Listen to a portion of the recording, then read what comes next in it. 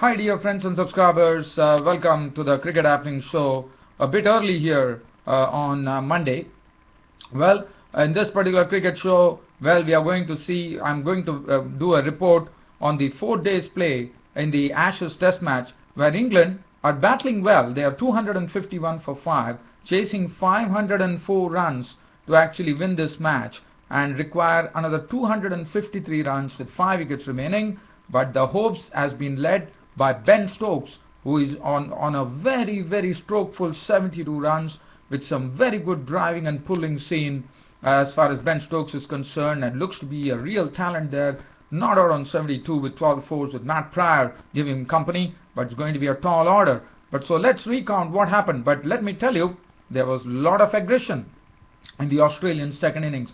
As I said, Michael Clarke is such an adventurous captain. We are going to see the declaration, and yes, his wards were given a clear license to go for the runs, and Stephen Smith started off in the first over itself when he smote Graham Swan for 2 fours and a 6. Graham Swan was the one who actually started the bowling operations, and the Australian batsman Stephen Smith went his merry way and really showed that what was the clear intent of the Australians, that they were going to get some quick runs under the belt and declare the innings close and then put England under pressure by setting them a target. And that's what precisely Michael Clarke did. In fact, Stephen Smith he went after Graham Swan, and as I said, he deposited him for a 6, then he hit him for 2 boundaries in the first over, and after that things started moving on for Australia, with Stephen Smith the first one to go, as he was caught by Barstow of the bowling of Stokes for 15. So that was the first wicket to go on the fourth day morning when Smith was dismissed, but the score had actually galloped along to 301. They started at, as you know, at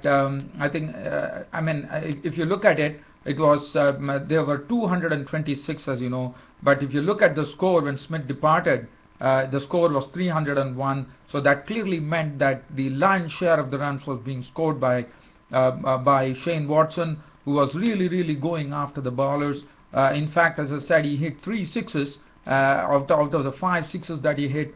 He hit 3 sixes of the bowling of Graham Swan, and some of his sixes were really hit with lots of power. And as I said, the first wicket to go was Stephen Smith, who was the victim, caught Barstow bowled Stokes for 15. So that made the score 301 for 4 as Bailey came in and joined Shane Watson. And well, the merriment still continued with Watson really targeting all the bowlers there. Joe Root was brought into the attack and he was taken off pretty quickly, as Watson did the same that he did to Graham Swan by depositing him for a 6 and hitting a few boundaries. And well, things went on still 331, and even probably they were going at more than a run a ball at that stage, and the score was just galloping at that particular stage, and the score had already hit. As you know, the other day the score was, they were 235 for 3 and 300, at the score on 331. It was a very odd dismissal for Shane Watson, who actually reached his century pretty quickly with a score of 103 of 108 balls with 11 fours and 5 sixes. But what was very disappointing, it was a real comedy of errors there, as the bowler was it was Bresnan who was bowling, and Shane Watson pulled the ball went into the air. Ian Bell it was a real sitter for Ian Bell, and he could have taken it pretty cleanly. And as far as Shane Watson was concerned, he was absolutely ball watching there. He was probably thinking that Ian Bell is going to definitely take the catch, but can you believe it? Ian Bell dropped that catch. And what was the problem was that Shane Watson was absolutely ball watching there, and Bresnan immediately realized that Shane Watson won't be able to reach the other end. Immediately took the ball, and by the time Watson had taken a start, it was going to be very difficult for him to regain the crease. And Bresnan picked it up and threw down the stumps. Bang! The stumps were broken. It was all over for Shane Watson. It was an decision. It was an what do you call, a dismissal, which was full of comedy of errors. The catch being dropped, and then Watson ball watching, and then Bresnan throwing down the stumps. And Watson had to go, but he had done his job for Australia there, getting his fourth Test century, 103 runs, run out of 108 balls with 11 fours and 5 sixes, and the score read 331 for 5 when Watson departed. After that, it was Haddin who came in. Haddin hit one boundary, which a very good drive, and after that Bresnan took his catch as he was caught by Graham Swan very well in the slips for 5, and that made the score 340 for 6. And Mitchell Johnson walked out, and then probably Michael Clarke had already signalled to Johnson, and Johnson probably passed the instructions to Bailey, and that was an over. We could see what happened. In fact, this was the over which really settled things for Australia. In the sense, Bailey, as I said, he was pretty sedate. I mean, looking at it, he was giving all the other batsmen to actually score. Watson was scoring, Haddin was scoring, but Bailey was sedate. But when finally Mitchell Johnson came out to bat, and probably came with some clear instructions to Bailey, telling him that this is going to be the last over, the Australian captain Michael Clarke is going to declare. And Bailey took it upon himself, and he slammed James Anderson for 28 runs in a single over, and that was a world record, because the only person who has done it in the annals of Test history is Brian Lara, the former West Indian great batsman, who actually had Robin Peterson cracked for 28 runs in South Africa. And here Bailey was there. Bailey started it all. Let's recount what really happened there. As I said, Bailey was under clear instructions. Johnson had passed on the instructions that Australia are going to declare, and Bailey took it upon himself. The first ball that Anderson bowled to him, that was gone. It was a beautiful flick of the wrist, and the ball had actually sped away for 4. That was the first delivery. And then in came Anderson and bowled to Bailey, and this time Bailey hit a straight 6. It was a ball which was taken on the up by Bailey. There was absolutely no foot movement. He just stood there and slammed Anderson over the side screen for a straight 6. What a shot that was! And after that, Bailey then the third delivery that Anderson bowled, he flicked it away through the onside, got a couple of runs and kept the strike. The fourth delivery from Anderson was actually hogged away. In fact, that was a stroke which was actually the ball was on the stumps, but Bailey came in and put it over the long off region for a 6. What a shot that was! It was basically pitched on. In fact, the fourth delivery that Bailey played of Anderson, that was actually put past the backward square leg boundary for a 4. And the fifth delivery that Anderson bowled to Bailey, and it disappeared over long off for a 6. And Bailey was putting all his power and timing into that, and then the world record in the final delivery when Anderson bowled to Bailey, and that was a shot which was, as I said, the sixes were growing bigger and bigger as Bailey thrust Anderson over long on for another huge 6, and equaling the world record that was set by the former West Indian great Brian Lara, and now Bailey has joined Brian Lara to be the joint world record holder as far as maximum runs taken of a bowler in Test cricket, and James Anderson was the hapless bowler who had to suffer there, and as Bailey actually put that ball over long on for a 6, and look at what was the result. 28 runs of that over from James Anderson, and the Michael Clarke, the Australian captain, calling his troops over. It was all over. Australia had declared at 369 for 6, thus setting a target of 504 for victory for England. Let's look at the bowling figures. Anderson got his figures absolutely ruined by that world record over the world record over of runs that he leaked to George Bailey, and George Bailey really I would say it was a sort of an icing on the cake for Australia there, and they could apply that quick declaration at 369 for 6 wickets. Johnson did not even face a delivery. Anderson joined the likes of Ian Botham, who had leaked a lots of runs. That was against Andy Roberts, so the West Indies batsman, actually slamming Ian Botham. That was one record that comes to mind. And we also had so this was James Anderson actually joined that particular group. 19 overs, 5 maidens, 105 runs, and no wicket to his name. Bresnan 14 overs, 3 maidens, 2 for 53. Ben Stokes 18 overs, 1 maiden, 2 for 82. Graham Swan 27 overs, 8 maidens, 1 for 92, and Joe Root 9 overs, 1 maiden, none for 24. So the target of 504 for victory for England. Well, what a dream start here. The first delivery of the England's second innings. Harris bowled to Cook. This was a ball which was probably Alistair Cook was thinking that the ball is going to be coming in, but what a start for Australia as Harris got this ball which actually didn't come in, actually held its line, and Cook was on his defensive stroke, and well, Cook was absolutely nonplussed as the ball went on to take the off bail, and Alistair Cook had to walk in his 100th test with a golden duck. What a I mean, one could feel very sorry for Alistair Cook, but this was some splendid bowling. This was a peach of a delivery from Brian Harris, which actually went and knocked off the off bail. And England, with the start itself was a very, very dismal start, as Alistair Cook, the English captain, on his 100th test, was walking back with a golden duck, clean bowled by Ryan Harris for a duck. So that made it 0 for 1. Carberry and Root then slowly started doing the occupation of the crease by trying to block as many balls as possible and keeping the bowlers at bay.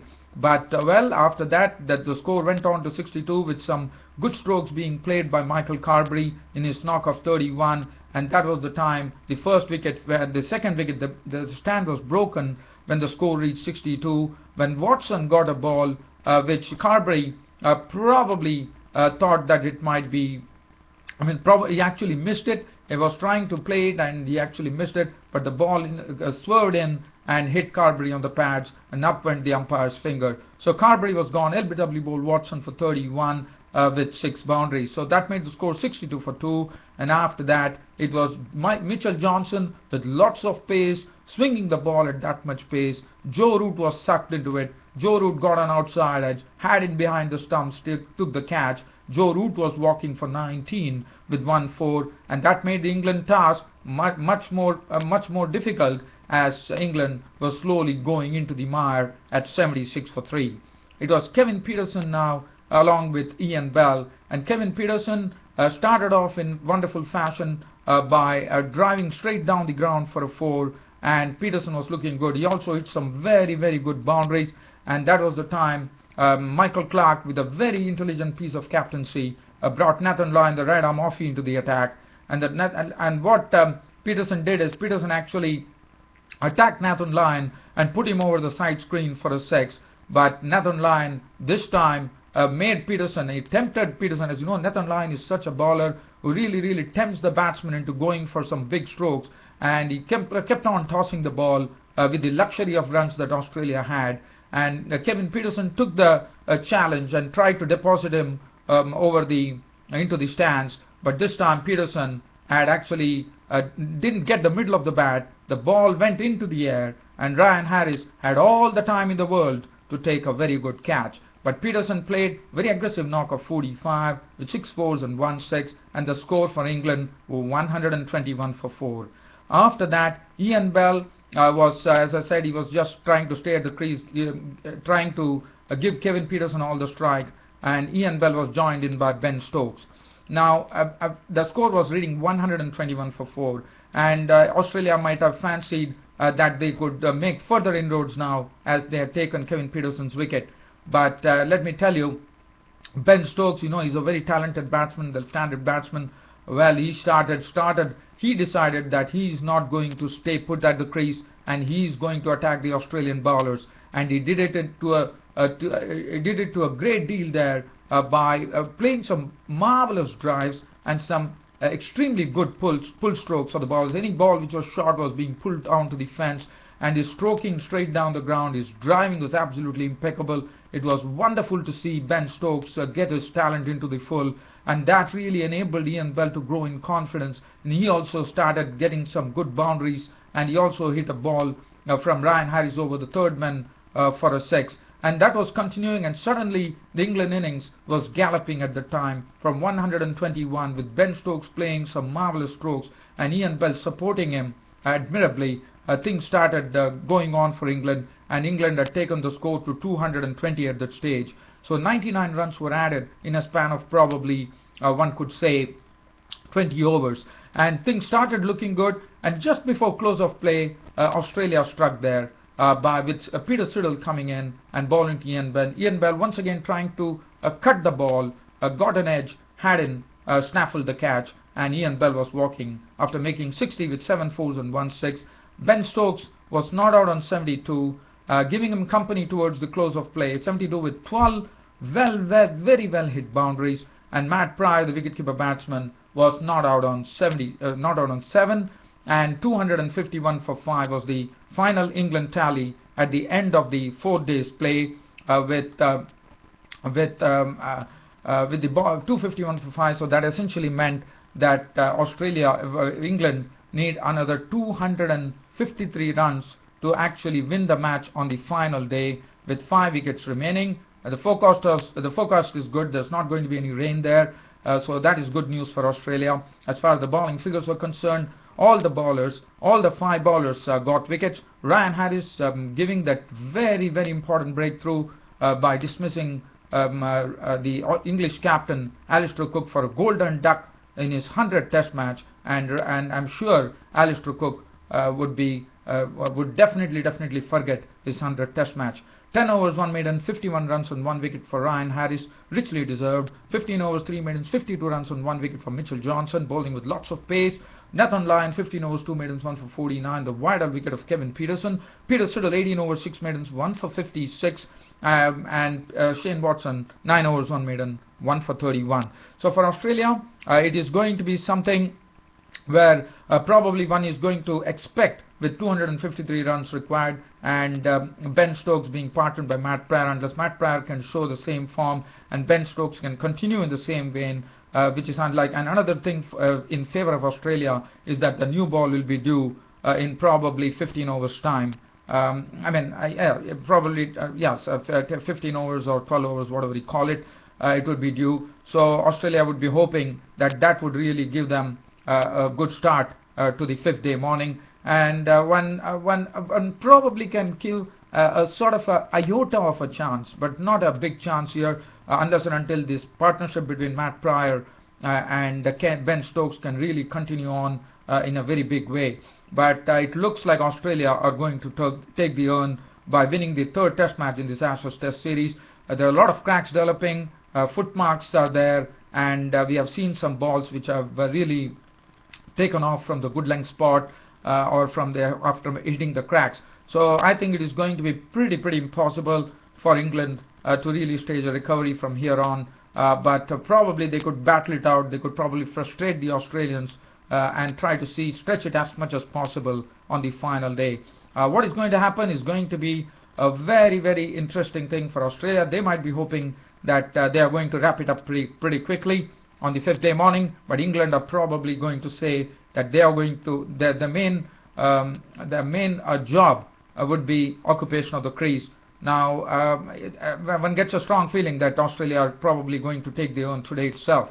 And as far as other cricket news is concerned, the news which is coming in is not good as far as West Indies are concerned. Shane Shillingford action has been deemed illegal by the ICC, and he would be out of the series. He has been suspended out of from the series against New Zealand. And for West Indies, I think it has really compounded their problems, because they don't have Kemar Rose. They have been struggling. Their bowling has been the bowling is absolutely looking pretty weak, and over and above that, their main spinner Shane Shillingford, who took a lot of wickets, is not going to play. And also another thing that is there is that Sunil Narine will be coming into the West Indian team, so that is good news.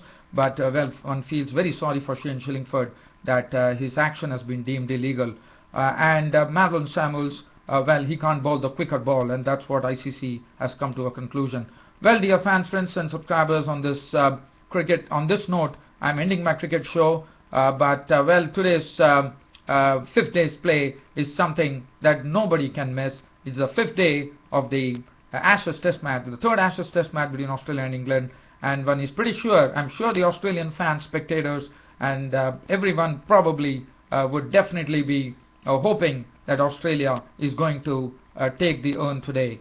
Dear fans from England, That's it for the Cricket Happening show for today. See you all in my next show with the 5th day report on the 3rd Ashes Test match between Australia and England. Until then, it's goodbye from your host Ram. Thank you.